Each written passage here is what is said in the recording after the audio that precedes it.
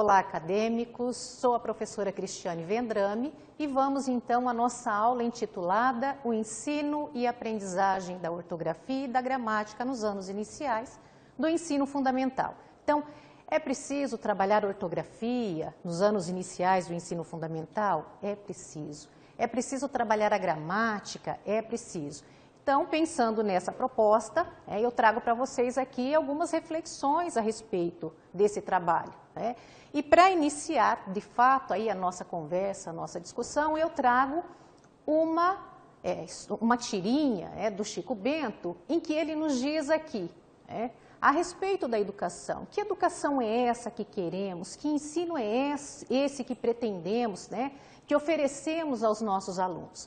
E o Chico nos diz assim, eu peço licença então para a leitura da tirinha.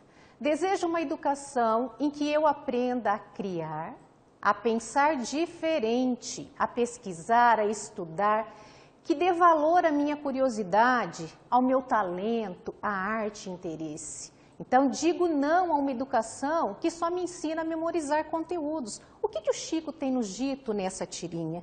Ele tem nos dito que é preciso, então, que encaminhemos as nossas práticas, que encaminhemos o nosso ensino, de modo que o nosso aluno possa pensar a respeito dessas questões, possa ter momentos de reflexão a respeito do ensino da ortografia, a respeito do ensino da gramática. Nada é preciso memorizar, sim, a memória é uma função psicológica superior, ela é desenvolvida, nascemos aí com a memória, mas enquanto aspecto elementar do pensamento humano, então ela é desenvolvida.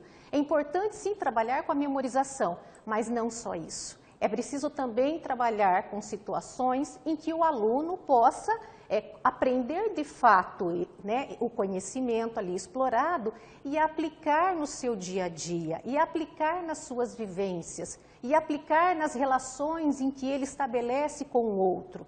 É preciso então ver ou trazer a aplicabilidade desse conhecimento, a funcionalidade desse conhecimento. E isso só é possível por meio da reflexão, por meio do pensamento. Então, seguimos. Olhem lá, eu trago algumas questões, algumas questões que eu já fui aí pega por professores, que são dúvidas que pairam mesmo entre os docentes. Alguns professores me perguntam, é importante ensinar ortografia? Será que é importante? E a gramática? É importante ensinar gramática nos anos iniciais de escolarização? Um outro questionamento também que os professores levantam. Quando que eu devo começar a ensinar ortografia? Desde o início, desde o primeiro ano de escolarização ou não? Tem um período exato em que isso deve ser então oportunizado e permitido ao aluno? Devo corrigir os textos espontâneos dos meus alunos? Então, no momento em que meu aluno está escrevendo, ou ele terminou uma determinada escrita, eu devo fazer ali a intervenção, eu devo corrigir, eu devo apontar esses erros, ou não? É uma dúvida também que os professores trazem. Como, uma outra questão, devo corrigir tudo que o aluno escreve? Tudo que o aluno ali põe no papel, é preciso então que o professor faça essa correção? Uma outra questão, devo considerar os erros na hora de avaliar os alunos? É importante identificar os erros que o aluno tem apresentado? É importante. Por que é importante? Porque a partir do erro, eu vou então pensar o ensino ou estabelecer práticas que possam fazer com que o aluno evolua, aprenda, se aproprie, progrida dentro daquela dificuldade, dentro daquela lacuna. Como proceder então com o ensino da ortografia e da gramática em sala de aula? Como que eu encaminho isso, professora? É uma dúvida que eles trazem. De onde eu devo partir? Que caminho eu devo seguir? De fato, não é algo simples. É preciso conhecimento, é preciso muita leitura, é preciso vivência nesse sentido. E, é claro, nada melhor do que o estudo, para que conheçamos mais a respeito dessas questões. E seguindo, eu trago para vocês uma citação de Moraes, em que ele nos diz assim, a criança, inicialmente, ela se apropria do sistema alfabético. Então, qual é o ponto de partida? para que o aluno venha futuramente aprender ortografia, aprender gramática, primeiro ele precisa se apropriar do sistema alfabético, da nossa base alfabética. E isso não acontece em um passe de mágica, não, isso é um processo gradativo. Não queira que, né, do teu aluno que ele aprenda isso de hoje para amanhã, em uma semana, não é possível. Isso é gradativo, né? Então, aos poucos, ele vai dominando essa base alfabética por meio do quê? Por meio do ensino que o professor propicia. É você que está à frente conduzindo esse ensino. É você que tem permitido à criança, né, ao aluno, pensar a respeito dessa base alfabética, desse sistema alfabético. O que o aprendiz, nesse momento, ele não sabe ainda é a norma ortográfica. Então, nesse momento, ele não detém esse conhecimento. Por quê? Porque ele precisa, de fato, conhecer da base alfabética. E aí sim, tendo esse conhecimento, né, dominado, se apropriado, aí sim ele vai avançar quanto à norma ortográfica, à gramática. Por quê? Porque ele ainda não internalizou nesse momento o que de fato essa norma ela apresenta, essa norma exige. Então, é aos poucos que o professor realmente vai trabalhando e mostrando à criança que, primeiro, ele precisa deter esse conhecimento a respeito do sistema alfabético. E, posteriormente, sim, tendo esse conhecimento já estabelecido, o professor vai, né, trabalhando com a norma ortográfica, com a ortografia e também trazendo aí elementos da gramática para o seu trabalho, para a sua prática pedagógica em sala de aula. Seguindo, vamos pensar um pouquinho a respeito da função da escola. Qual é a função da escola? A escola tem como função o ensino da leitura e da escrita. Mas como que eu vou encaminhar esse ensino enquanto professora? Como que eu vou encaminhar esse ensino da leitura e da escrita? Como ponto de partida, eu devo ter o texto. Então, é diferente de eu ter como ponto de partida o trabalho com o texto e não o trabalho especificamente da ortografia e da gramática. Então, eu tenho o texto como suporte e esse texto, então, ele vai me trazer possibilidades de que eu trabalhe, então, com a ortografia e a gramática. Por isso que eu trago aí que é diferente. Então, o texto vai nortear o trabalho, né, vai direcionar o trabalho para o ensino da ortografia e da gramática. Então, eu não vou ao texto e retiro apenas uma palavra que me interessa com relação à ortografia. Não, eu vou trabalhar o texto como um todo. E depois desse texto como um todo, aí sim eu vou buscar dentro desse texto situações que me permitam pensar, ou explorar a ortografia, situações que me permitam explorar a gramática. Okay? Então, o nosso ponto de partida para o ensino da ortografia e da gramática deve ser o texto, e não outro, e não outro aspecto. Seguindo, e para o ensino então da ortografia? Eu já disse aqui, adiantei um pouquinho, é necessário que identificar se a minha criança já se apropriou desse princípio alfabético, se ele já detém esse conhecimento, ele já reconhece o alfabeto, ele consegue utilizar desse conhecimento, ele já faz junção aí das letras, ele reconhece grafema, fonema, ele segmenta, essas letras, ele organiza isso em cadeias, ele consegue então ler uma determinada palavra. Bom, se o aluno já é capaz de fazer isso, é porque ele já detém o conhecimento aí a respeito do sistema de escrita alfabética. Então, a partir daí sim, o professor vai começar então o trabalho com a ortografia. Olha lá, tendo então alcançado essa escrita alfabética, o fato do aluno ter alcançado essa escrita alfabética não significa que ele tenha o domínio de todas as regras e as irregularidades da língua, da ortografia. Então, é preciso que o professor identifique se o aluno realmente detém esse conhecimento. Se ele tem aí o conhecimento do sistema de escrita alfabética. A partir daí, sim, o professor, então, vai entrar com o estudo da ortografia, quais são as regras, as regularidades, as irregularidades, as regras aí contextuais que mais à frente eu vou discutir com vocês. Então, nós temos algumas etapas a vencer. Não dá para iniciar o trabalho com a ortografia se o meu aluno ainda não tem isso resolvido, certo? E aí, Uma outra discussão que eu trago para vocês, e que isso aqui, né, acontece e muito dentro da sala de aula, que é a questão dos fonemas vocálicos. Então vejam, quando eu estou trabalhando ali com o reconhecimento do alfabeto, né, com a identificação do alfabeto, eu digo ao meu aluno que, né, compondo esse alfabético, existem 5 vogais. Não existem 5 vogais. Né? Isso é um conhecimento que o professor precisa de ter. Por quê? Porque em vez de 5 vogais, nós temos, na verdade, 12 vogais. Né? Porque dependendo da posição, né, ou da letra que acompanha, ou do símbolo que vem acima dessa letra, a letra, né, a vogal não é mais A, mas ela é AN. Né? O E não é mais E, mas ele é ele é EM. Então vejam aí a tabela que eu trago para vocês, o quadro que eu trago para vocês. Nós temos alguns fonemas, nós temos ali os grafemas que representam, portanto, esses fonemas, e eu trago alguns exemplos. Então lá no fonema A, em que de fato o A é A,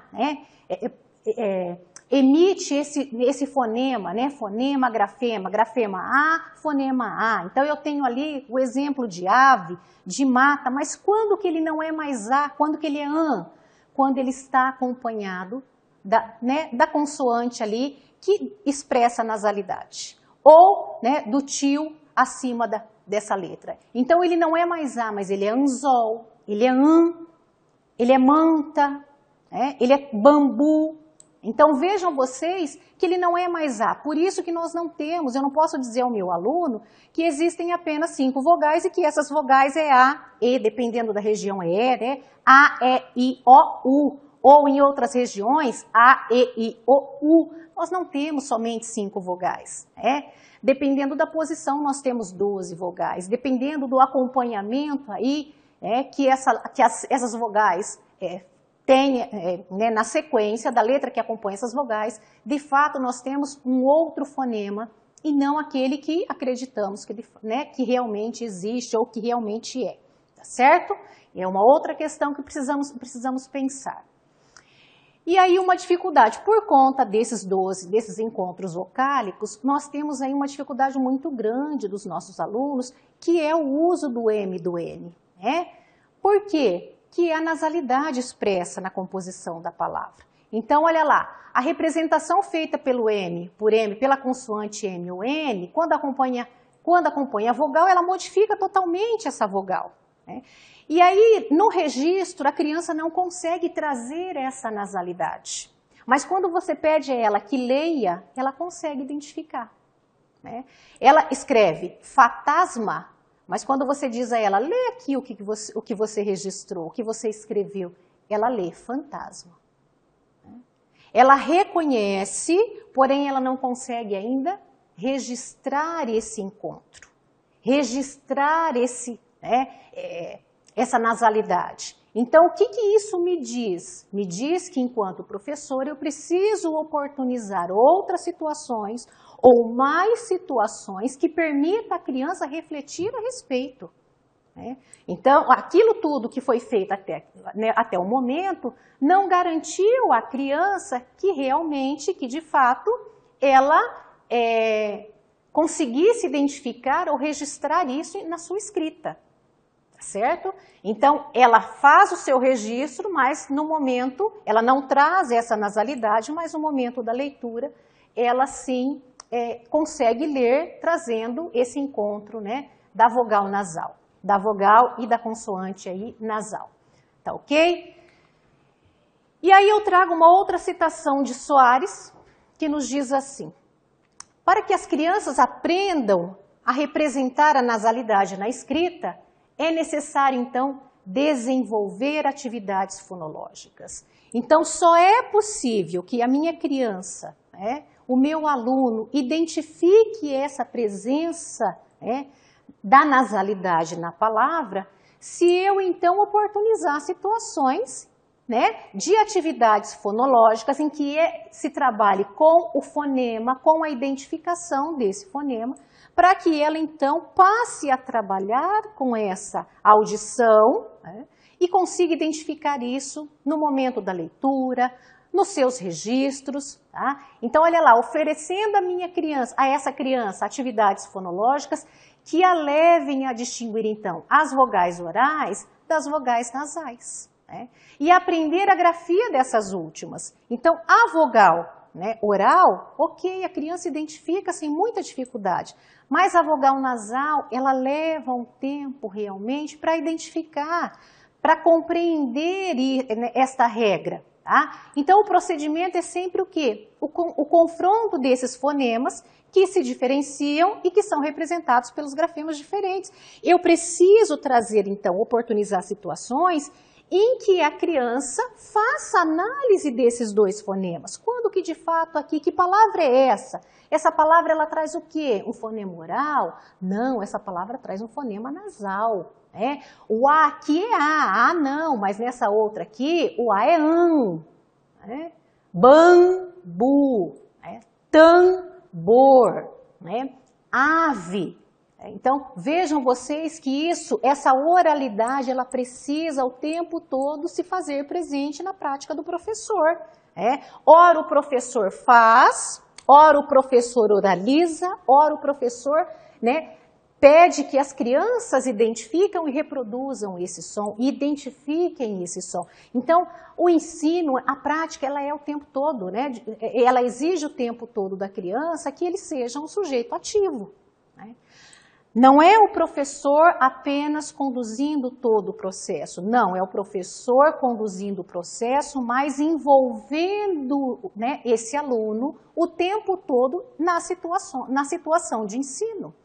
Tá? Quanto mais envolvido o meu aluno estiver, mais garantia eu tenho que ele, né, de fato, se apropriará daquele conhecimento e seguirá aí utilizando nas suas práticas, né, nas suas ações. Certo? Seguindo. E aí eu trago para vocês uma outra tabela, né?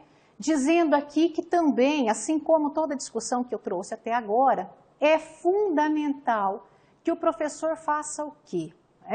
Que o professor promova situações em sala de aula de análise dessa composição das palavras, que é isso que eu venho dizendo para vocês, né? E aí aqui tem uma tabela até em que o professor pode sim, na sua sala de aula, construir com os alunos, para que eles visualizem, organizar lista de palavras e ir acrescentando à medida que ele vai trabalhando com determinado conteúdo. Opa, apareceu uma palavra aqui em que essa vogal ela é oral, não, em que essa vogal ela é nasal. Acrescenta, faça um banco de palavras em que o aluno possa então ter esse, se apoiar nesse material visual quando ele tiver dúvida, expõe isso na parede da sala. Tá? Então, isso precisa ficar expresso, visível para o aluno. Não pode ficar guardadinho, né? O aluno precisa consultar quando ele tem dúvida.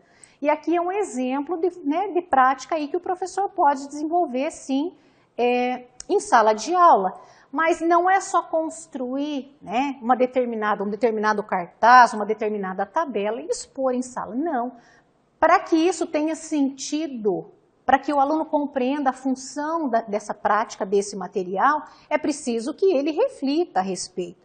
Então, não é o professor identificando uma determinada palavra, né, no seu conteúdo, no texto em que ele está explorando, e retirando essa palavra e simplesmente acrescentando no cartaz que existe na parede da sala. Não, é preciso ali uma discussão, é preciso reflexão, é preciso envolver esse aluno para que ele veja sentido naquela ação. Para que quando ele precise recorrer desse material, ele saiba por que ele está buscando, onde ele deve buscar. Então, aquele material ele está na sala, mas não para ilustrar ou para enfeitar o ambiente. Não, ele tem uma funcionalidade, tá certo? Então, o professor pode explorar também, por meio aí de cartazes, essas questões aí em que envolve a ortografia, a composição das palavras, dos encontros, né, vocálicos. E nada melhor para esse trabalho do que trazendo aí, né, do professor envolver o aluno nas práticas lúdicas. Né? Então, não só por meio do texto que eu venho aqui explorando, né, e também trazendo a relevância do texto no trabalho com a língua portuguesa, Mas os jogos são um excelente recurso em que o professor pode trabalhar, né, pode desenvolver aí o trabalho com a ortografia e com a gramática. Por quê? Porque quando eu oportunizo a minha criança situações lúdicas, né, o brincar, o aprender por meio do brincar, ele se envolve, né, isso atrai a criança, isso desperta um interesse, né, muito maior. Então, professor, trabalhe sim, é preciso trabalhar, né, com esse conhecimento, é necessário nos anos iniciais de escolarização, mas não é para você ficar apenas no papel, né? Então, eu posso pensar o encaminhamento de práticas, tendo em vista o trabalho com a ortografia e com a gramática, partindo de uma situação com jogo, né? De um jogo aí que me permita pensar. Eu posso também pensar o ensino, né, da ortografia e da gramática, trazer essa regularidade da língua que não é tão simples de ser aí entendido, compreendido, nem mesmo por adultos. Imagina aí quem dirá, né, a criança. Eu posso oportunizar também esse trabalho utilizando do alfabeto móvel, do alfacabo, do varal de letras. Então, quanto mais recurso manipulável eu oferecer ao meu aluno, mais envolvido ele estará no conteúdo, então, que eu estou ministrando. Tá? Se eu simplesmente fico na prática, né, da oralidade, né, somente aqui no discurso, e o aluno não participa, ou o aluno não tem, né, nenhum recurso manipulável, eu não consigo materializar esse conhecimento, o aluno acaba se distanciando da minha prática. Então, se eu tenho a oportunidade de trazer um recurso para que esse aluno se envolva, para que esse aluno, né, participe, sinta aí interesse pelas minhas aulas, eu vou então utilizar desse instrumento, né, que oportuniza esse trabalho, né? Então, tragam para o trabalho, tragam para as práticas de vocês, por meio aí, tendo em vista explorar a ortografia e a gramática, também utilizando de recursos lúdicos, né? Utilizando de jogos, utilizando de brincadeiras, utilizando de cantigas, utilizando de outros meios que o aluno se envolva na prática, que o aluno, de fato, mergulhe no conhecimento aí que o professor está explorando. E seguindo com a nossa discussão, ainda voltado para o ensino da ortografia e da gramática, nós temos os padrões silábicos. E os padrões silábicos, no início do processo de alfabetização, né, e aí nós temos padrões, nós chamamos, em que as palavras, né, são palavras compostas, né, de modo mais simples, outras nós dizemos que as palavras são mais complexas. Quando eu me refiro, né, quando um professor diz, olha, essa palavra ela é mais complexa. Por quê? Porque ela sai do padrão, né, consoante vogal, né, e aí ela se insere em um outro padrão, consoante, consoante, vogal, consoante, vogal, vogal. Então, nós temos padrões silábicos, né, que à medida que o meu aluno, então, vai conhecendo a respeito desse sistema alfabético, ele vai passando a ter contato com todas essas palavras. E é preciso, então, no trabalho com a ortografia, que o professor ele explore esses padrões silábicos. Eu não vou oferecer ao meu aluno sempre, né, o mesmo padrão silábico. Olha, e aí o professor precisa estar muito atento, né, no percurso aí de desenvolvimento da sua criança. Por quê? Porque o aluno tendo dominado esse padrão, né, silábico, consoante, vogal, o professor precisa avançar oferecendo outros padrões. O meu aluno ainda não tem condições, né, de reconhecer ou de ler ou de identificar os outros padrões. Mas, professor, você já ofereceu a ele, né, momentos em que ele pudesse, né, pensar a respeito? Então, vejam, é preciso, e o tempo todo a minha criança ele está em contato com todos esses padrões que eu trago para vocês aqui nesta tabela, né? Ele sai na rua com a família, olha uma determinada placa, está lá, né? Olha um outdoor, está lá, palavras compostas por esses padrões.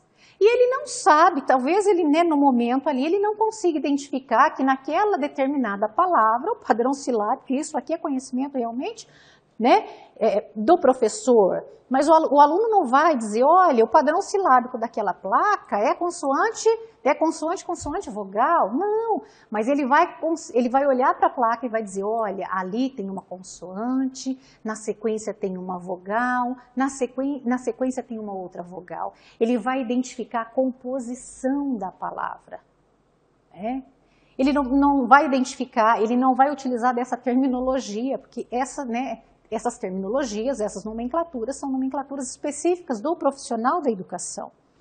Mas para que ele tenha esse olhar voltado para identificação, para composição das palavras, o professor precisa oferecer isso em sala.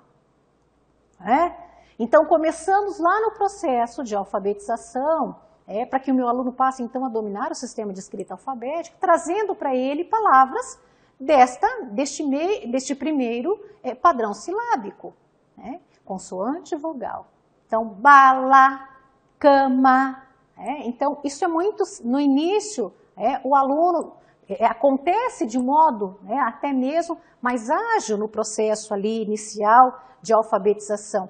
E aí, quando ele se depara com o segundo padrão silábico, consoante, vogal, vogal, ele já se assusta. Espera, como que é isso aqui mesmo? A professora não conseguia entender isso aqui. O que está escrito aqui? Muitas vezes ele chama o professor e fala, olha, eu não consegui ler essa palavra. E aí entra o papel do professor, mostrando, apresentando ao aluno, olha, essa palavra então, ela é organizada desse modo. Isso é possível? É possível. Você vai encontrar palavrinhas desse modo no texto, você vai encontrar palavras na literatura que você, em que traga esse padrão, na literatura, nas placas, por onde você andar, na receita lá da mamãe, quando a mamãe pega o livro de receita para fazer o bolo, na bula de remédio, quando a mamãe está lendo e pede para você acompanhar, em outras situações. Então, o professor ele vai então articulando isso e mostrando para o aluno que isso não acontece só na escola, mas em todas as situações aí, em todas as circunstâncias, o aluno vai se deparar com palavras desse modo, desse propósito. Então, ele precisa conhecer, sim, e precisa ser explorado esses padrões em sala de aula. Precisa, então, levar o aluno a se apropriar desse padrão e de palavras que são compostas por essa regularidade. E aí nós temos inúmeros padrões. Então, vejam vocês, eu tenho palavras aqui apenas, iniciando ali apenas com a vogal, consoante, no próximo, consoante, vogal, consoante, vogal, consoante, vogal, vogal. Então, todas essas situações todas essas palavras precisam ser exploradas com o aluno para que ele reconheça que existem palavras desse modo, que existem palavras estruturadas dessa forma. E uma outra regra também que o professor pode e deve apresentar à sua turma é que no padrão consoante, consoante, vogal, eu tenho duas letras apenas que fazem essa composição, que é o R e o L. Isso é ensino. Isso precisa ser dito. O aluno não, muitas vezes, dependendo do aluno, ele chega a essa conclusão sozinho. Mas se o aluno não consegue compreender que dentro desse padrão eu tenho ali duas letras compondo essas palavras, apenas duas letras estruturando essas palavras, o professor precisa então mostrar isso ao aluno e dizer, olha, se atente, porque quando você encontrar palavras desse modo, você vai se deparar então com a letrinha R acompanhando, com a letrinha L acompanhando. Então, se atente nesses casos. E é uma questão realmente de ensino. Então, vejam lá, seguindo um pouquinho com a nossa discussão, nós temos aí as relações entre fonema e grafema. Então, algumas relações, elas são regulares. Outras relações, elas são contextuais. E outras relações, elas são irregulares. Quando eu tenho, no caso das relações regulares, quando eu tenho um fonema representado aí por um grafema consonantal, E aí a posição dele na palavra, de fato, representando, trazendo esse fonema e esse grafema. Então, nesses casos, nessas palavras, nessas composições, eu tenho a regularidade da língua presente. Um grafema e o seu fonema, que não é modificado em momento algum, independente da posição em que ele esteja na palavra. Tá? Então, no caso ali do grafema P, o fonema representado por esse grafema é o P. Então, onde esse P estiver na palavra, ele sempre terá este fonema, representará este som. Então, palavras estruturadas desse modo, elas trazem a relação, trazem essas relações que nós chamamos de regulares. Quando as palavras, quando nós temos aí as relações contextuais, quando eu tenho o mesmo fonema representado por mais de um grafema, e aí para o aluno aqui começa a ganhar uma complexidade. Só que essa representação ela é previsível, porque à medida que o meu aluno passa a reconhecer as regras da língua, ele consegue então identificar que quando eu tenho uma determinada palavra e ela é composta pelo grafema C, acompanhado do A, do O e do U, o fonema representado por esse grafema é o K. É o seu K. Esse é o fonema. Mas e quando eu tenho também as palavras aí em que o grafema QU vem acompanhado do E e do I, neste momento o fonema representado pelo grafema QU também é K. Então o meu aluno ele vai se deparar com situações desse modo. Ele vai encontrar palavrinhas compostas ali pela letra C, acompanhada do A, do O e do U, em que não será C. O fonema não será C, mas será K. E aí ele vai ler cavalo, sacola, cubo. E aí ele, em outros momentos, ele vai encontrar palavras em que o Q e o U está acompanhado do E e do I. E aí é queda. Olha o K de novo, olha o fonema K compondo aí a palavra. Então, isso, quando esses casos acontecem, nós dizemos que são as regularidades, são as regulares aí contextuais, são as regularidades contextuais da língua. Então, claro que o primeiro caso das relações regulares é muito mais simples para o aluno no processo inicial de alfabetização identificar. Ele consegue compreender com muito mais facilidade.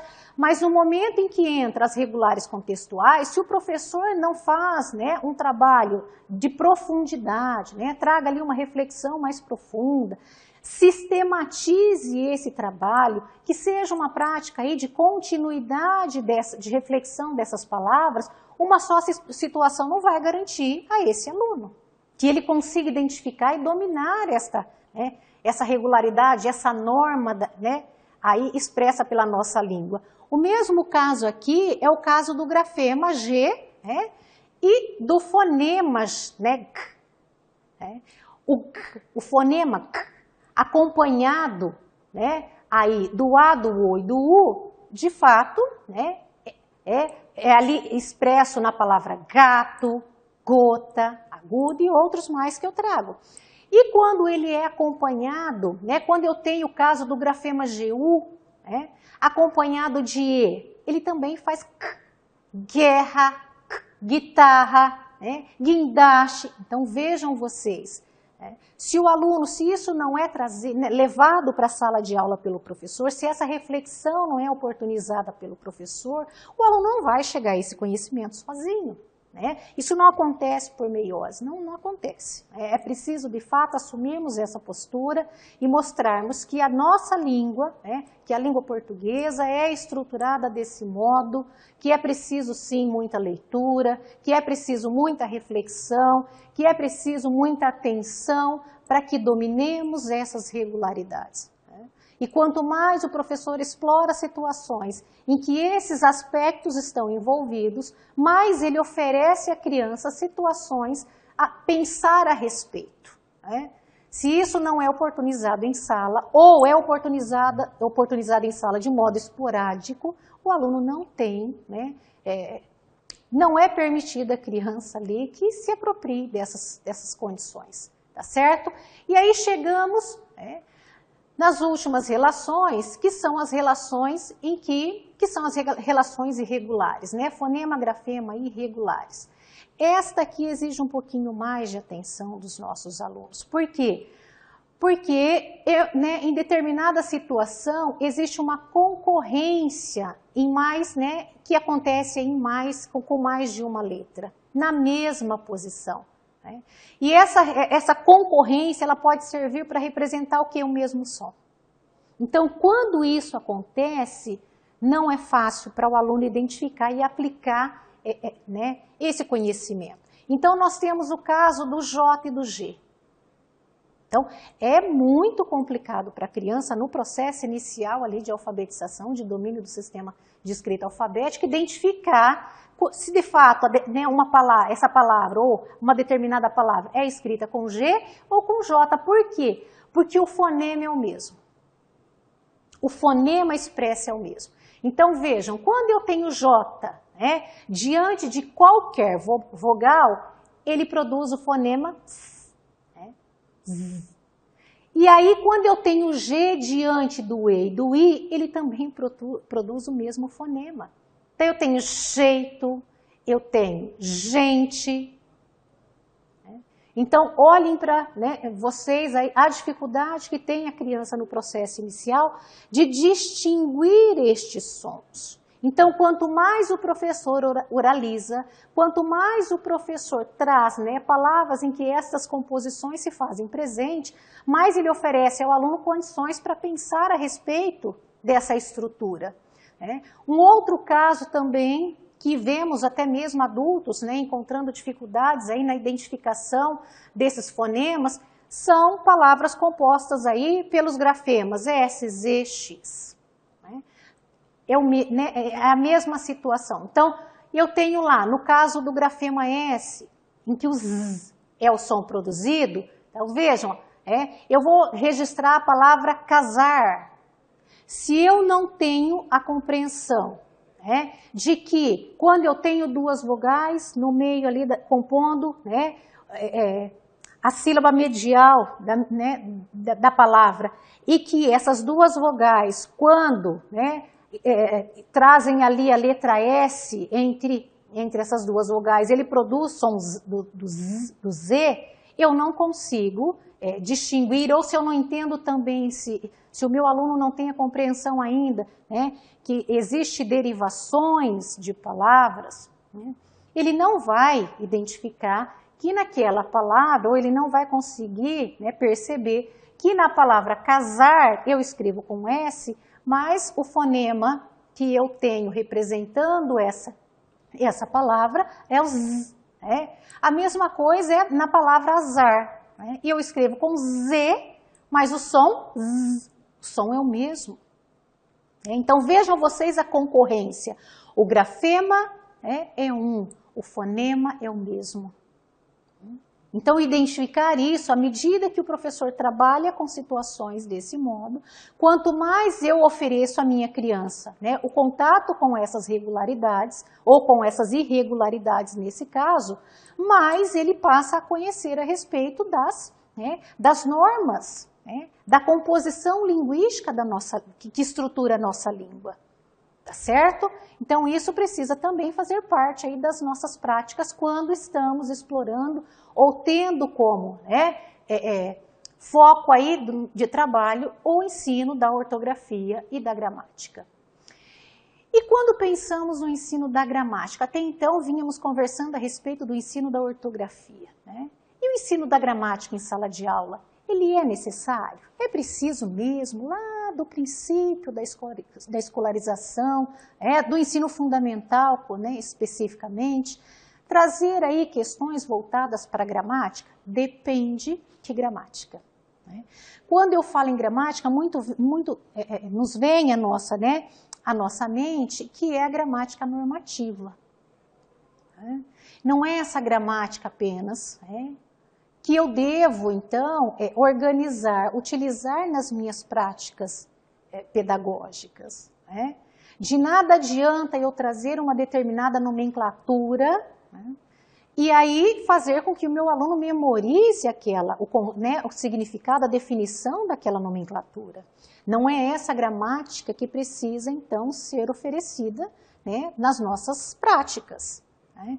Então, olha lá, nem sempre a gramática, o trabalho com a gramática, ela é benquista pelos docentes, né, que acabam por manter apenas aí o ensino da gramática normativa. E quando eu estruturo um trabalho, né, tendo como norte apenas o trabalho, apenas a prática com a gramática normativa, isso não garante ao meu aluno conhecer de fato da língua. Entender e aplicar esses conhecimentos no seu cotidiano, nas suas vivências, nas suas situações, nos momentos ali em que ele dialoga com outro indivíduo. Então, não é esse o trabalho com a gramática que defendemos. É preciso que conheçamos da gramática normativa, é preciso. Né? Mas o modo como eu vou encaminhar o trabalho, né, com a gramática em sala de aula não deve ser apenas o reconhecimento e a memorização ou o decorar aí de regras gramaticais.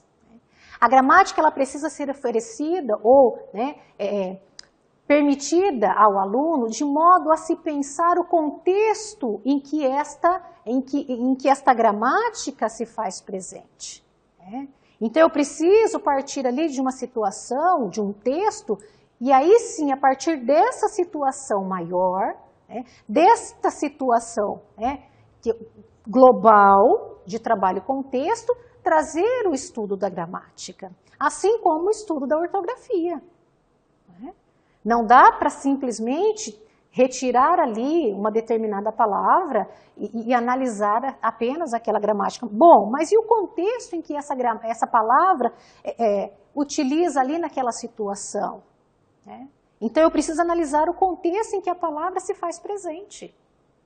Para identificar qual é a posição, qual é a classe, muitas vezes, que ela ocupa na gramática. Tá?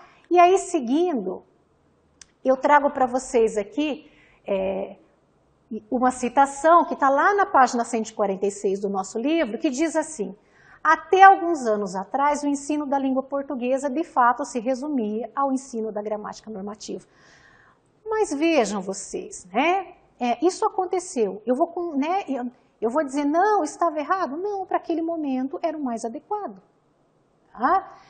Eles tinham outro modo de conduzir o ensino, tinha conhecimento suficiente, não sei, para conduzir o ensino de outro modo, né? Não podemos dizer nem sim nem não, mas a partir deste contexto, hoje eu consigo dizer, olha, precisamos encaminhar o trabalho com a língua portuguesa de um outro modo, né?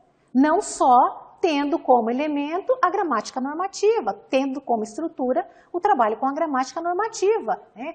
Então, naquele período, tratava-se de uma tarefa que era mecânica, repetitiva. Por quê? Porque acreditava-se que a memorização das regras gramaticais, de fato, garantia, né, que o aluno iria se apropriar aí da língua portuguesa, né, da linguagem.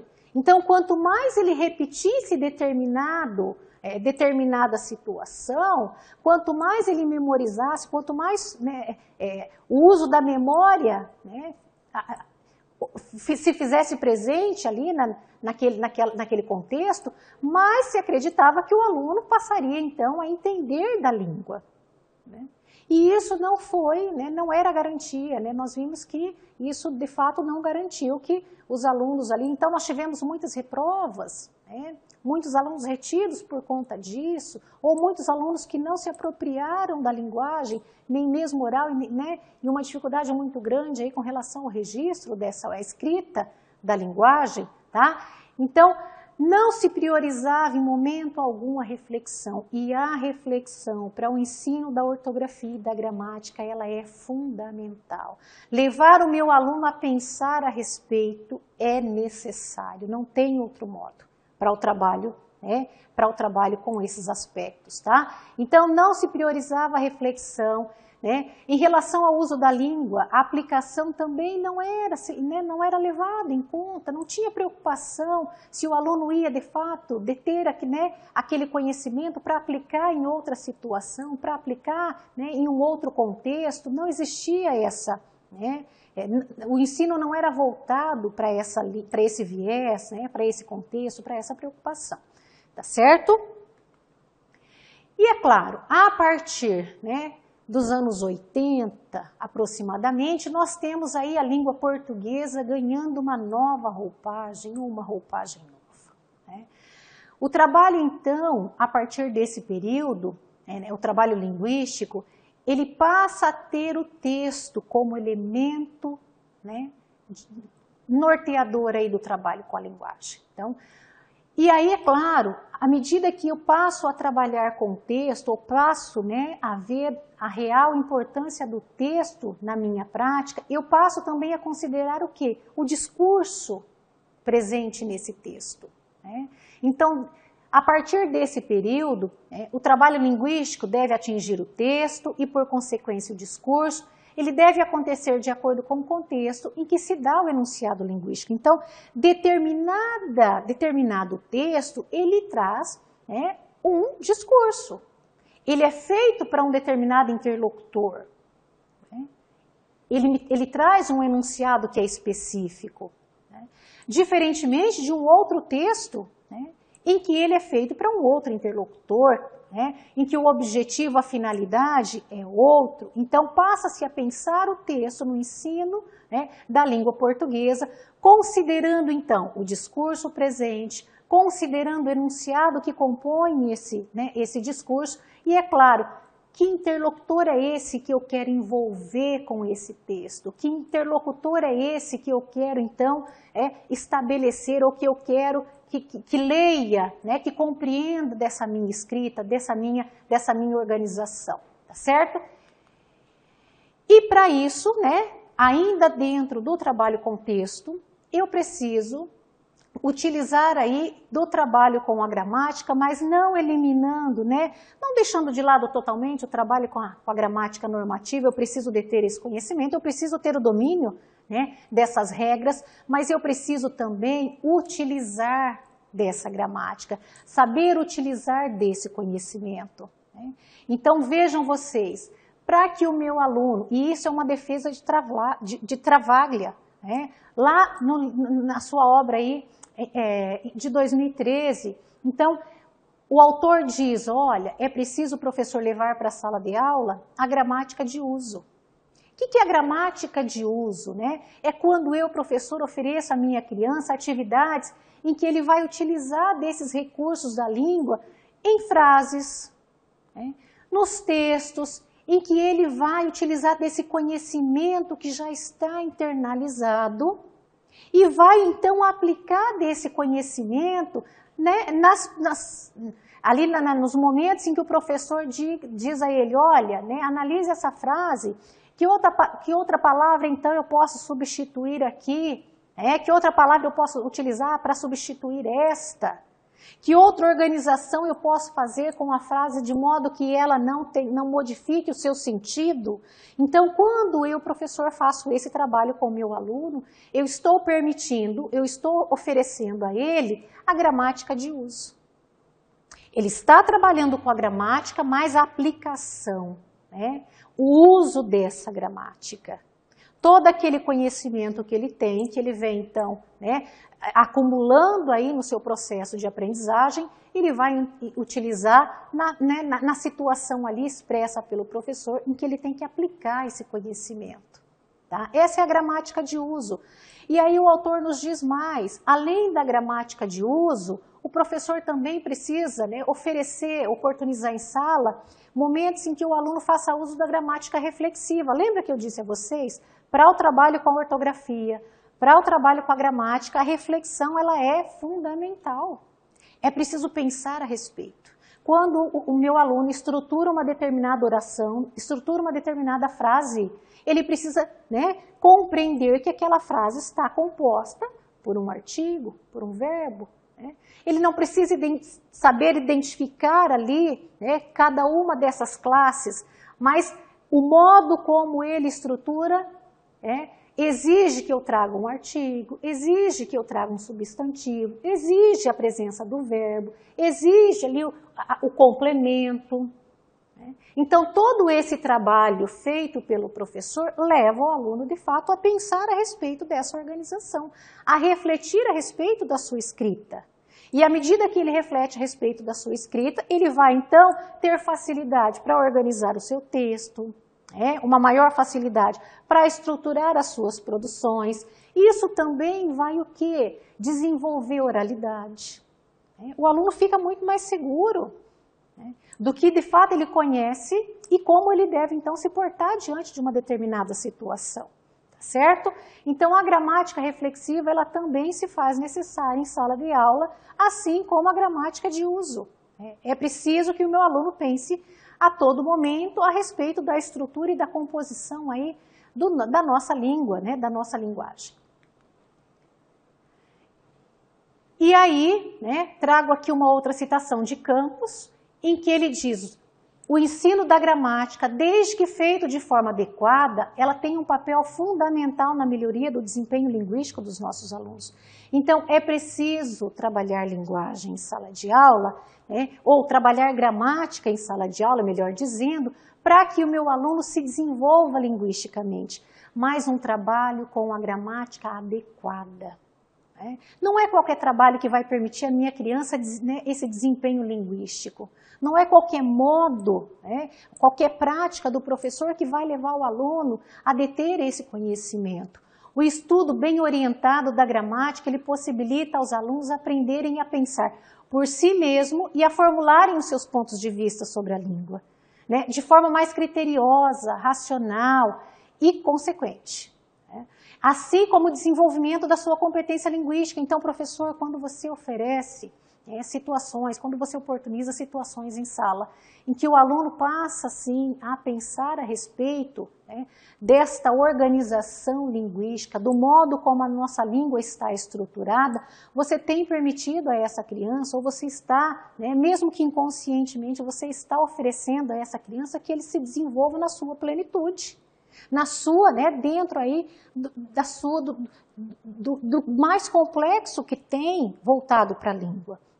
Então, é preciso, sim, que trabalhemos em sala de aula com a gramática, mas uma gramática que ofereça aos nossos alunos o desenvolvimento linguístico pleno, integral e não parcial. E para finalizar, trago para vocês aqui os nossos apontamentos finais. Então, compete ao professor o quê? Nas aulas de ortografia e de gramática, propiciar ao nosso aluno, à criança, essa forma reflexiva de pensar a língua. O que os tornará, então, mais eficientes quanto ao uso oral e escrito, que eu já disse a vocês. Então, quanto mais eu oportunizo a minha criança a pensar a respeito do modo como a nossa língua está estruturada, maior garantia ele tem de ser um autor, um leitor, um editor, um escritor eficiente da língua. Maior segurança ele tem na utilização dessa língua. Então, é isso, o professor precisa levar essas situações, oportunizar situações em sala, pensando aí no desenvolvimento eficiente desse aluno. Então, esses estudos eles devem possibilitar ao discente o quê? Pensar sobre a língua, experimentar sobre a língua, trocar ideias com os colegas e com o professor, criar alternativas, buscar respostas, levantar hipóteses, enfim, produzir esse conhecimento que é coletivo. Então, a todo momento, o meu aluno precisa estar envolvido com a minha aula. A todo momento, o meu aluno precisa estar envolvido com a minha prática, envolvido com a dinâmica que eu tenho ali oferecido, ou que eu tenho desenvolvido enquanto prática aí pedagógica. Né? Quanto mais envolvida essa criança estiver, quanto mais ativo ele estiver nesse processo, né, de ensino, mais garantia eu, professor, tenho de que a aprendizagem será efetiva. Né? Caso contrário, fica realmente aí distante do que acreditamos ser aí uma aprendizagem que promove, né, o desenvolvimento macro dessa criança. E quando eu falo em trabalho com texto, né, em trabalho com a língua portuguesa, em que o texto deve ser o nosso ponto de partida, o texto ele pode se fazer presente por meio da literatura. Né? Então, eu tenho a literatura apoiando, né, dando suporte ao professor para o trabalho com o texto, para o trabalho com a ortografia, para o trabalho com as regularidades da língua, para o trabalho com a gramática, para o trabalho com o encontro vocálico, né, em que eu tenho aqui, né, para o trabalho com a composição linguística. Então, eu tenho, né, a partir da literatura, eu tenho N possibilidades de pensar o trabalho com a língua portuguesa, de pensar o trabalho, o ensino da ortografia, de pensar o trabalho a partir da gramática. Né? A literatura, ela é um recurso, né, riquíssimo em sala de aula para o trabalho com a língua portuguesa, para o trabalho voltado aí para o ensino da ortografia e da gramática. Então, aproveitem desse recurso, aproveitem, né, dos materiais que vocês têm para explorar todos esses aspectos aí que são necessários para a formação dos nossos alunos. E aqui então encerramos a nossa aula de hoje. Um abraço a todos e até a próxima.